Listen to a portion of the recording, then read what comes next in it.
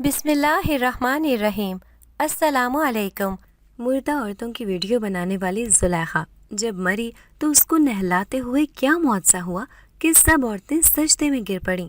नौरीन, कहाँ जा रही हो? यार मेरी बात तो सुनो, तुम ये नौकरी क्यों छोड़ रही हो जबकि जानती हो कि तुम्हें इस वक्त पैसों की सख्त ज़रूरत है, और फिर कर्जा भला ये सब तुम कैसे करोगी? फरजाना नौरीन को ऑफिस से निकलते वक्त उसका हाथ पकड़ते हुए बोली, बस बहुत हुआ, तुम्हें मेरे लिए फ़िक्र करने की ज़रूरत नहीं। अल्लाह एक रास्ता बंद करता है तो दूसरा खोल भी देता है। मैं हाथ छुड़ाते हुए चल पड़ी थी और सारे रास्ते उसी जुलेखा के बारे में सोचती रही जो मुर्दा औरतों की वीडियो बनाती थी। मगर सर नौमान भला ऐसे कैसे कर सकते हैं? आज उन्होंने इतना बड़ा काम सर अंजाम दे दिया और किसी को कानो कान भनक तक न हुई। और फिर ये सब जान कर भी भला मैं वहाँ कैसे नौकरी कर सकती थी? हालांकि मैं तो पहले भी इस नौकरी के लिए रजामंद नहीं थी, मगर मेरी मजबूरियां मेरे आगे आन पड़ी और ऊपर से मेरे वालिद जो उस वक्त मैं घर आ पहुंची थी, दरवाजे पर दस्तक देते ही अम्मी ने झट से दरवाज़ा खोलते ही कहा, खैरियत नौरीन बेटा, तुम इस वक्त घर कैसे? जबकि घड़ी की तरफ नज़र पड़ी तो दोपहर के 4 बज रहे थे,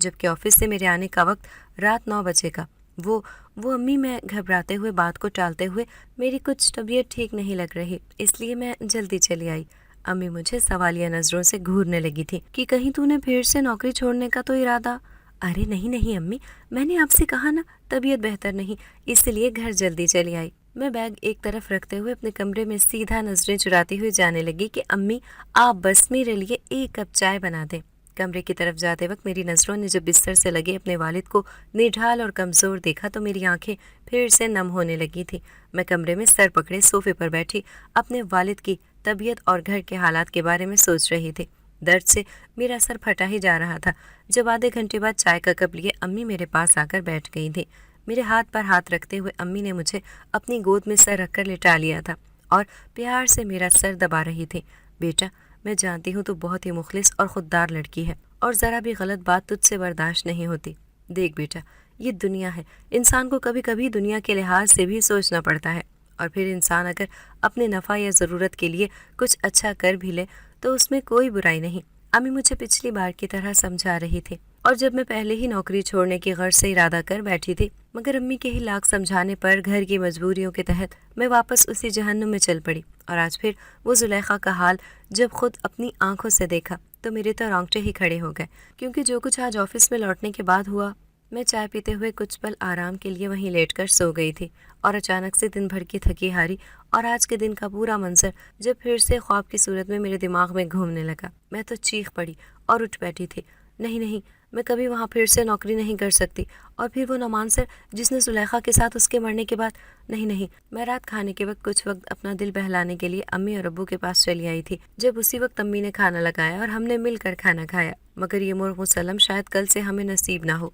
मैं निवाला बनाते हुए सोचने लगी थी कि कल से मेरी नौकरी नहीं होगी और ना ही घर के इतने अच्छे हालात। और फिर मेरी नज़र अब्बू की तरफ गई। अम्मी अब्बू को चम्मच से वही मुर्गी का सूप चम्मच से उनके मुंह में लेटे लेटे उंडेल रही थी। मैंने खाना खाते ही अब्बू का दिल बहलाने के लिए टीवी खोलकर उनका पसंदीदा चैनल लगा दिया था, जिसे अब्बू बड़े ही दिलचस्पी से देखा और सुना करते थे, क्योंकि इस चैनल पर हमेशा ही ताज़ा और हैरत अंगेज़ खबरों से लोगों को आगाह किया जाता था, जिसमें कुछ जानकारी भी होती थी तो कुछ मालूमात भी, तो कुछ हैरान कुन नताइज। मगर मैं जानती थी अब्बू इस बिस्तर से लगी हुई हालत में भी क्यों दिलचस्पी से देखा करते थे, क्योंकि वो न्यूज़ एंकर और कोई नहीं बल्कि अब्बू की ही अपनी। कुछ ही देर में मुझे और मेरी फैमिली को इस चैनल से वही खबर सुनाई दी जिसमें जुलेखा की कब्र का भयानक मंजर दिखाई दे रहा था और बताया जा रहा था कि ये वही औरत है जो खुद मरने से पहले कई मुर्दा औरतों की वीडियो बनाया करती थी। ये खबर सुनते ही अम्मी के मुंह से इस्तग़फ़ार के कलमात निकलने लगे। वो कानों को हाथ लगाकर तौबा तौबा करने लगी और खौफ से मेरा तो पहले ही बुरा हाल था। अब्बू की तवज्जो वहाँ से हटाने के लिए मैंने फ़ौरन ही चैनल बदल दिया था, मगर मेरे दिमाग में अब वही चल रहा था कि कल से मैं इस नौकरी की जगह कहाँ जाऊँगी और अम्मी को मैं क्या जवाब दूँ, उन्हें कैसे इतला करूँ कि मैं नौकरी छोड़ आई हूँ। एक तरफ जुलेखा की मौत का मंजर जो अब तक मेरे जहन में सवार था और दूसरी तरफ नौकरी की फिक्र। अब मैं करूँ तो क्या करूँ? मैंने इस नौकरी से पहले भी कई जगह अप्लाई किया था, मगर बस नौकरी की खुशखबरी मिली भी तो एक ऐसी जगह से जहां मैंने ना चाहते हुए भी मजबूरी के तहत काम करना गवारा समझा। मैं अब्बू के सोने के बाद अपने कमरे में चली आई और इधर उधर टहल लगा रही थी जब मेरे पास फरजाना का फ़ोन आया और मैं उस वक्त उससे कोई बात नहीं करना चाह रही थी। जानती थी कि वो मुझसे फिर से वही नौकरी को लेकर जोर देगी, मगर وہی میری ایک واحد سہیلی تھی جس نے ہر مشکل اور دشواری کے وقت میں میرا ساتھ دیا اور مجھے نوکری دلوائی جب میں بے حد مجبور ہو گئی تھی۔ میں بہت ہی چھوٹی تھی جس وقت ابو نے میرے اور بھائی کی زندگی سنوارنے کے لیے قرضہ لے کر اپنا گھر بنا لیا تھا، جب انہیں ان کے بھائیوں نے دولت کے چکر میں دھکے مار کر گھر سے نکال دیا تھا،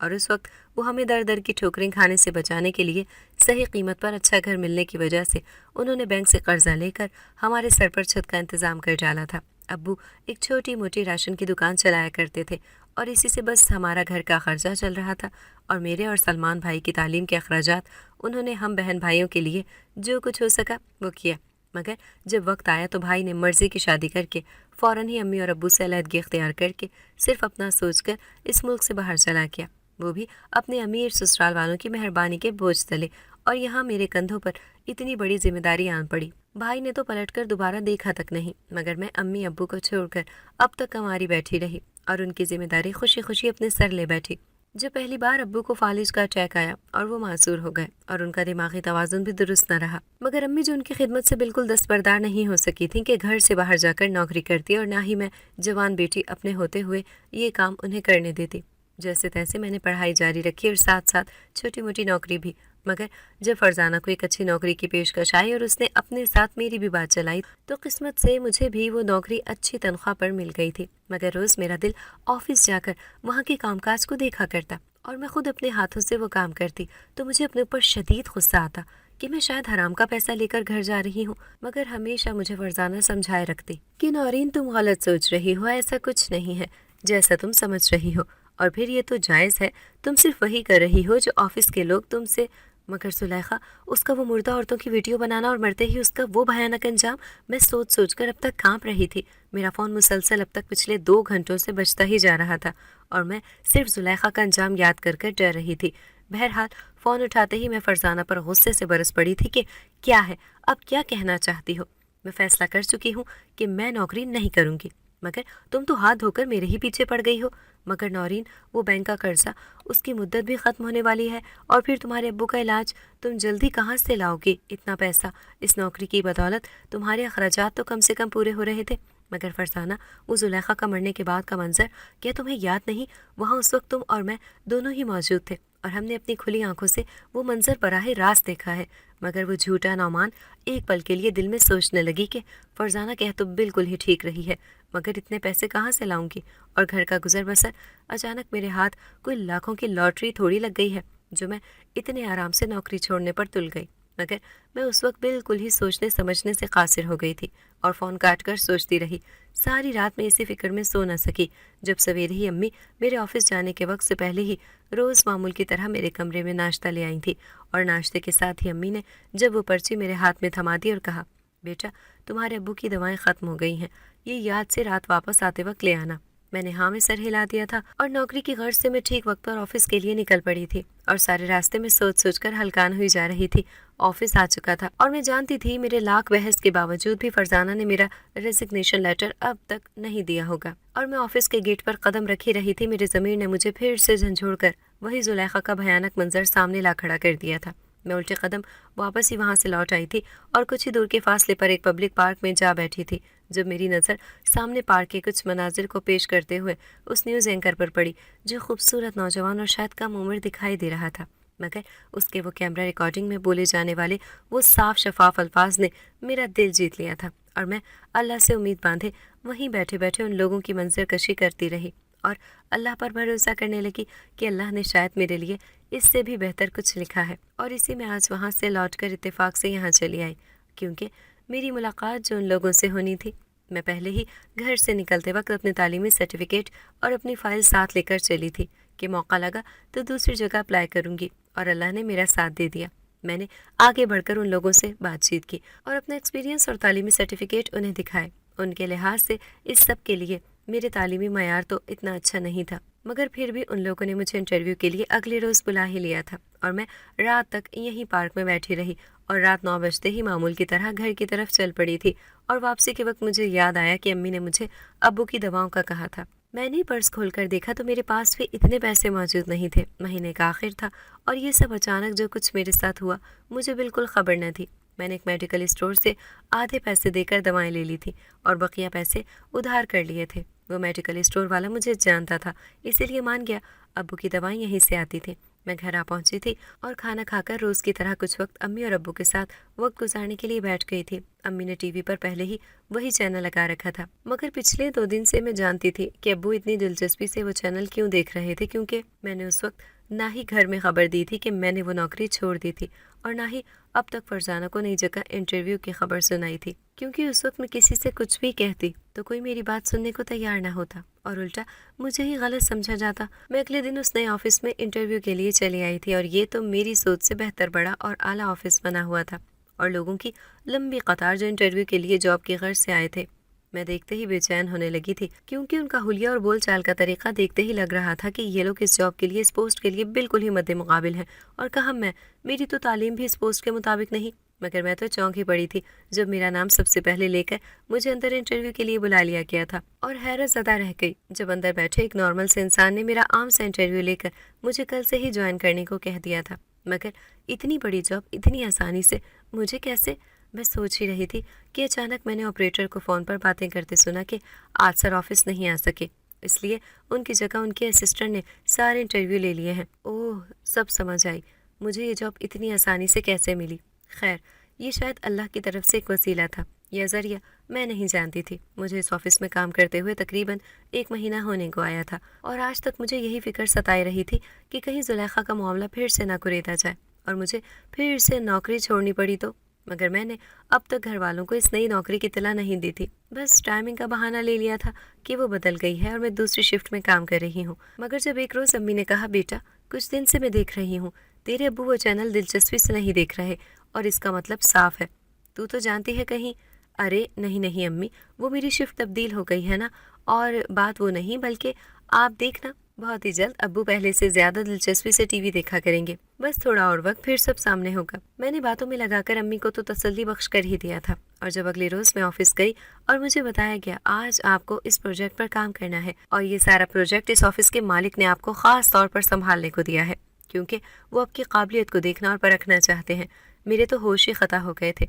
मैं पसीना पसीना होने लगी थी जब जुलेखा का नाम पढ़ते ही मैं चौंक पड़ी थी। जिसका मुझे डर था वही हुआ। ये मामला फिर से मेरी आंखों के सामने, जबकि पिछली बार तो मैं खुद ही। मैंने हाँ में सर हिलाते हुए वो जुलेखा नामी फाइल ले ली थी और वो लोग मेरे कैबिन से चले गए थे। मैं उस फाइल को देखते ही हैरत ज़दा होने लगी थी कि भला ये फाइल कैसे इन लोगों के हाथ लग गई, जबकि ये फाइल तो मेरी ही तैयार शुदा शवाहिद पर मबनी थी। वो फाइल मैंने फिर से खोली तो मेरे जहन में वो तमाम कहानी फिर से ताज़ा हो गई थी। जुलेखा नामी एक ऐसी बदबख्त औरत है जिसने कब्रिस्तान में चोरी छुपे अपना डेरा जमाए रखा था, और दिन भर वो कहाँ होती किसी को खबर न होती, मगर रात होते ही वो चोरी छुपे कब्रिस्तान में ताज़ा खबरों को तलाश करती थी। और शर्मनाक बात ये कि वो ऐसे जनाजों की खबर दिन में ही ले लिया करती थी जो जनाजे औरतों के आते थे, और वो आधी रात होने का इंतज़ार करती और चोरी छुपे इन खबरों की खुदाई करके वहाँ मुर्द औरतों की वीडियो बनाती थी, और सवेरे ही वो वहाँ से कहाँ गायब होती किसी को खबर ना होती, और कोई नहीं जानता था कि वो जुलेखा नामी औरत एक इंसान है या जादूगरनी या फिर कोई और शे। मगर हाँ, इस कब्रिस्तान के इर्द गिर्द के रहने वाले लोगों ने इस बात को तस्लीम किया था। रात देर उन लोगों ने भी इस कब्रिस्तान में एक चादर में लिपटी हुई अजीब व गरीब औरत को देखा है, और जबकि कब्रिस्तान के गोरखन का कहना था कि हाँ वो औरत रोज आती है और उसी चंद वैसे देकर मालूमात करती थी कि आज किसी औरत का जनाजा यहाँ आया है क्या। जिस दिन कोई औरत यहाँ नहीं लाकर दफनाई होती तो ये जुलेखा खामोशी से ही वापस लौट जाती थी, मगर जिस दिन कोई औरत मरी होती और उसे यहाँ लाकर दफनाया होता तो ये जुलेखा गोरखन को पैसे देकर घर लौट जाने को कहती और कब्रों को खोदकर उस मुर्दा औरत की वीडियो बनाती। न जाने जुलेखा का ये सब करने के पीछे ऐसा कौन सा राज छुपा था कि वो ये सरेआम करती जा रही थी, और अब तो ये खबर सारे ही जमाने में फैल गई थी, और इस तरह लोगों ने इस कब्रिस्तान में औरतों को दफनाना छोड़ दिया था। मगर खौफजदा मंजर ये था, जब लोगों ने इस कब्रिस्तान में औरतों को दफनाना छोड़ा तो इस जुलेखा ने दूसरे कब्रिस्तान में जाकर भी अपने काम को जारी रखा, और ये सब शर्मनाक काम चलता रहा और हर कोई उस जुलेखा से बेखबर रहा, क्योंकि ये अपना काम करते वक्त तो ज़रूर दिखाई देती थी और उसके बाद इसका कोई पता नहीं चलता था कि ये औरत कहाँ है और कहाँ नहीं। दूसरे कब्रिस्तान के जब गोरकन को पकड़ा गया तो उसने भी यही गवाही दी जो पहले गोरकन ने दी थी। आखिर ऐसा क्या राज था कि लोगों के बीच एक हंगामा मचा हुआ था इस जुलेखा नामी औरत को लेकर, और हर कोई ये खबर सुनते ही तौबा इस्तग़फ़ार करने लगता था। कोई कहता क़यामत के आसार हैं तो कोई कहता वो जुलेखा कोई और शय है। انسان نہیں، مگر جب ایک روز زلیخا کی موت ہوئی جس پر لوگوں کا کہنا تھا کہ ایسی شرمناک حرکتیں کرنے والی، ایسی گناہ سرزد کرنے والی یہ عورت جب خود مرے گی تو اسے نہ تو زمین قبول کرے گی اور نہ ہی آسمان، یہ ایسی بھیانک موت مرے گی اور اس کا حال مرنے کے بعد بہت ہی خوفزدہ ہوگا۔ اور ٹھیک ایسا ہی ہوا، جب لوگوں کی یہ باتیں حقیقت بن کر سامنے آئیں تو منظر اس کی بالکل ہی برعکس تھا۔ ایک روز پتہ چلا کہ فلاں فلاں جنگل کے کنارے وہی ایک عورت کی لاش ملی ہے جس کا حلیہ ٹھیک ویسا ہی ہے جو ان قبرستان کے گورکن اور لوگوں نے بتا رکھا تھا۔ اور اس لاش کے ملتے ہی لوگوں نے جب اس کے گھر والوں کو کسی رشتہ دار کا معلوم کیا تو کچھ پتہ نہ چلا۔ وہ عورت شاید خود ایک لاوارث اور تنہا تھی، مگر کون تھی کیا تھی وہ راز شاید اسی کے ساتھ دفن ہو گیا۔ اور جو ہی اس کی لاش کی پہچان کے لیے ان دونوں ہی قبرستان کے گورکن کو بلایا گیا اور ان سے پہچان کرنے کو کہا تو ان لوگوں کی آنکھیں ہی پھٹی رہ گئی تھی جب ان لوگوں نے جواب دیا کہ ہاں یہی عورت ہے جو پیسے دے کر مردہ عورتوں کی ویڈیو بنانے یہاں آتی تھی اور اپنا نام زلیخا بتاتی تھی۔ اس کے بعد اگلے صفحے پر لکھا تھا کہ وہ عورت مرنے کے بعد ایک علیحدہ جگہ پر دفنائی گئی اور جب 3 سے 4 مہینے بعد اس راستے سے کسی کا گزر ہوا تو لوگوں نے چیخو پکار کی عجیب و غریب آوازیں وہاں سے آتی سنائی تھی۔ اور جب یہ خبر پھیلی اور میڈیا وہاں تک پہنچی تو معلوم ہوا کہ وہ زلیخا کی قبر آگ کے شعلوں سے بھڑک رہی تھی اور گڑھے کی صورت میں اس میں گہرا سوراخ دکھائی دے رہا تھا جس میں زلیخا کا خوفناک آگ سے جھلسا ہوا جسم دکھائی دے رہا تھا۔ مگر یہ سب صرف وہی اسی جگہ سے ہوا تھا کہ یہ عورت خود اپنے ہی ہاتھوں سے مردہ عورتوں کی قبروں میں جا کر ویڈیو بنایا کرتی تھی، ان کا منظر اپنی آنکھوں سے دیکھنا چاہتی تھی۔ توبہ استغفار، یہ گھٹیا کام جو کہ بالکل ہی ہمارے اسلام میں جائز نہیں، خاص طور پر اس طرح بنا کسی عالم کے مشورے سے کسی خاص وجوہات کے تحت ہی قبر کشائی کرنے کی اجازت دی جاتی ہے، ورنہ یہ سوال ناممکن ہے۔ اور پھر یہ عورت خود ایک عورت ہونے کے باعث بھلا یہ سب کیوں کرتی تھی؟ اور جب یہ خود مری تو اس کا انجام کیسے لوگوں کے سامنے کھل کر آیا؟ میں وہ فائل پڑھ کر بند کر چکی تھی اور خود پر افسوس کر رہی تھی کہ یہ سب میں نے ہی تحریر کیا تھا۔ شاید اللہ مجھے اپنی غلطی سدھارنے کا موقع اسی پروجیکٹ کے ذریعے اس نئی نوکری کی صورت میں دے گا۔ اور یہی وجہ تھی کہ میں نے اپنی پچھلی نوکری کیوں چھوڑی تھی جس کی شروعات کچھ اس طرح مجھے مجبوراً کرنا پڑی تھی۔ میں اپنے سر سے ملنے کے لیے بے چین تھی کہ ان سے رابطہ کر سکوں اور پھر اس پروجیکٹ پر کام کر سکوں گی، مگر میرا ملنا اس آفس کے سر سے نہ جانے کیوں نہیں ہو پا رہا تھا۔ شاید اللہ نے میرے ہاتھوں اس وقت بہت ہی بڑا کچھ کروانا تھا۔ آفس کے سر تو اس وقت ملک سے باہر تھے، مگر وہ اپنے اسسٹنٹ سے مسلسل فون پر ہی رابطے میں تھے اور ان کے ساتھ مل کر ہی میں یہ کام ان کی مرضی کے مطابق کر رہی تھی۔ کہیں ایسا تو نہیں ان لوگوں کو میری پچھلی نوکری کی خبر ہو گئی ہو، یا پھر ان لوگوں سے فرزانہ رابطے میں ہو جس نے اس پروجیکٹ کے بارے میں انہیں اطلاع دی اور انہوں نے بلا جھجک یہ کام میرے ہی ہینڈ اوور کر دیا۔ مگر فی الحال میری پوری طرح توجہ اس پروجیکٹ پر جس کا تعلق اس زلیخا اور اس کے مرنے کے بھیانک منظر کش پر تھا۔ میں بہت ہی صاف اور واضح طور پر لوگوں کو ایک حقیقت سے واقف کروانا چاہ رہی تھی اور اس وقت مجھے فرزانہ کی اشد ضرورت تھی۔ میں نے فوراً ہی فرزانہ کو فون کیا اور اس سے کہا کہ مجھے فوراً ہی تمہاری مدد کی ضرورت ہے اور نیک کام سمجھ کر تم بھی میری مدد کرو۔ فرزانہ بھی اپنی غلطی پر اس وقت تک بہت ہی شرمندہ تھی اور وہ بھی میرے ساتھ میری مدد کے لیے راضی ہو گئی تھی اور اس نے میرے مطابق ہی وہاں اس آفس میں لوگوں کو میرے ساتھ اس منظر کو سر عام پیش کرنے کے لیے راضی کر لیا تھا۔ اور آج میں وہ منظر سارے ہی زمانے کے سامنے اس نئے اور بڑے چینل کے ذریعے براہ راست سامنے لا رہی تھی اور میرا دل اس وقت زور زور سے دھڑکنے لگا تھا کہ جو کچھ میں لوگوں کو دکھانے جا رہی ہوں لوگ میری اس چینل کے ذریعے حقیقت سے آگاہ ہو سکیں اور زلیخا کا انجام اپنی آنکھوں سے خود پھر سے دیکھ سکیں۔ اس وقت بہت ہی خوبصورت اور حسین جگہ میں کیمرے کے ذریعے لوگوں کو دکھا رہی تھی اور جہاں چاروں اور سناٹا اور سکون تھا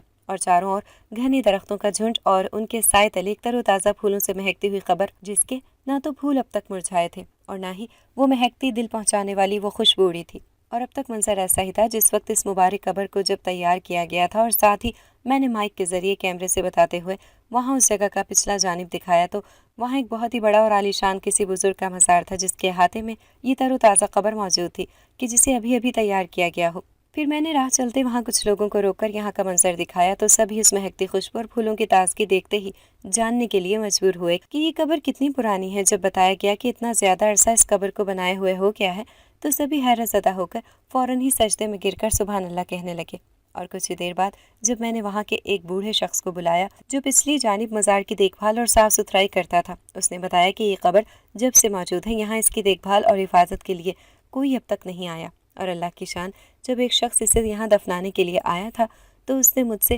یہ ذکر کیا تھا۔ اسے خواب میں بشارت ہوئی کہ اس مبارک جگہ پر اسے دفنایا جائے، اور جب قبر کھدائی کے لیے تیار کی گئی تو ہم سبھی سجدے میں گر پڑے تھے۔ اس روز جب کھدائی کی تو پہلے سے یہ قبر اندر سے بنی بنائی تیار تھی، اور جب اس بوڑھے شخص کو سامنے لایا گیا جس نے خواب میں دیکھا تھا اور اس شخص نے روتے ہوئے کہا کہ یہ عورت میری بیٹی تھی، اور جب اس نیک عورت کو مرنے کے بعد غسل دیا گیا تو معلوم ہوا کہ یہ پہلے ہی غسل میں ہے اور پاکیزہ صاف شفاف ہے، اور اس کے کفن سے جب ایسی ہی مہک اٹھی کہ وہاں موجود سبھی عورتیں سجدے میں گر پڑی تھیں اور سبحان اللہ کہنے لگیں، کیونکہ میری بیٹی زلیخا مرنے والوں کے لیے بہت سا اصال ثواب کرتی، اور جب بھی کوئی میت قبرستان میں لائی جاتی، پھر چاہے وہ مردہ ہو یا عورت، یہ وہاں پہنچ کر ساری رات جا کر ان کی بخشش کی دعائیں کرتی، رو رو کر سجدے میں گر کر ان کی گناہوں کی مغفرت مانگتی، اور ان کی قبروں کی دیکھ بھال اور حفاظت کے لیے ان گورکن کو پیسے دیا کرتی، اور موبائل کے ذریعے وہاں قبر کے پاس بیٹھ کر اس رات تلاوت لگاتی تھی۔ کہتی سنا جاتا ہے کہ مرنے کے بعد مردے پر پہلی رات بہت ہی بھاری ہوتی ہے، اور میرے اس عمل سے شاید ان کی قبر کی سختی کم ہو جائے اور اللہ ان کی بخشش فرما دے۔ وہ بیچاری لوگوں کا بھلا کرتے کرتے خود ایک دن کسی گاڑی سے جا ٹکرائی اور اس کی موت ہو گئی، اور آج اللہ نے اسے بخش دیا، اور اس کا یہ منظر، اس کے یہ نیک کام، اس کا یہ اصال ثواب ہر مردے کو کرنا اللہ کو پسند آ گیا، اور وہ بوڑھا شخص اس عورت کا باپ تھا جس کی بیٹی یہی عورت زلیخا اپنے جوان بیٹے کو مرتا ہوا دیکھ کر اپنے آپ کو دنیا سے بالکل ہی پرے کر چکی تھی اور صرف اللہ ہی اللہ میں لگی رہتی تھی۔ اس کا بیٹا جو بہت ہی بد اخلاق اور بد کردار تھا، جو اپنی ہی غلطی کے باعث ایک حادثے میں مارا گیا، اور اس کی بخشش کی آرزو لیے ایک زلیخا نامی ماں ہر مردہ مرد اور عورتوں کو بخشش کروانے کے لیے تیار ہو گئی۔ اور پھر جب یہ منظر میرے اس چینل کے ذریعے سارا ہی زمانہ دیکھ رہا تھا، اس وقت میں نیوز اینکر تھی، اور میں نے اپنے پچھلے چینل کا بھی حوالہ دیا جس کے غلط کام کا میں خود جیتا جاگتا منہ بولتا ثبوت تھی۔ میں نے خود پہلے ہی زلیخا کی قبر کا یہ خوشگوار اور حیران کن منظر اپنی پوری ہی ٹیم کے ساتھ دیکھا تھا، مگر اس چینل کے CEO سر نعمان نے بڑی ہی چالاکی سے جھوٹا منظر اس واقعے کے، اس معجزے کے بالکل ہی برعکس پیش کیا، اور لوگوں کو بڑھا چڑھا کر، خوب مسالہ لگا کر یہ خبر بڑھا چڑھا کر جھوٹی بنا کر اپنے چینل کی نشریات میں پیش کی، مگر یہ سب بالکل جھوٹ تھا۔ اور اس کام کو کرنے اور اسے اس طرح چینل پر نشر کرنے کے لیے سر نعمان نے نہ صرف ٹیم کے لوگوں کو بھاری رقم دی کہ وہ لوگ اپنا منہ بند رکھیں، جبکہ انہوں نے تو ان قبرستان کے گورکن کو بھی پیسہ کھلایا کہ وہ لوگ یہ جھوٹی گواہی دیں، اور ساتھ ہی وہ زلیخا کی قبر کا جھوٹا اور آنکھوں میں دھول جھونکنے والا وہ خود سے بنایا گیا جنگل کا منظر پیش کیا جس نے ساری ہی عوام کو ہلا کر رکھ دیا تھا۔ اور ایسا ان لوگوں نے صرف چینل کو اعلیٰ مقام دینے کے لیے پیش کیا، مگر میں جس آفس میں جس چینل کے ساتھ کام کر رہی تھی، وہ چینل اور اس کی خبریں بالکل ہی سچائی اور حقیقت پر مبنی تھی۔ اس حقیقت کا سامنا کرانے کے بعد میری ملاقات اپنے سر سے ہوئی، اس چینل کے اس آفس کے مالک سے۔ میرے تو پیروں تلے زمین ہی نکل گئی تھی۔ وہ شخص اور کوئی نہیں، سلمان بھائی ہی تھے، اور انہوں نے گھر لوٹ کر امی اور ابو سے پیر پکڑ کر معافی مانگی، اور ابو کا علاج بھی انہوں نے جاری کروا دیا تھا۔ امی اور ابو نے پچھلی تمام باتیں بھلا کر بھائی اور بھابھی کو معاف کر دیا تھا اور واپس ہی گھر بلا لیا تھا۔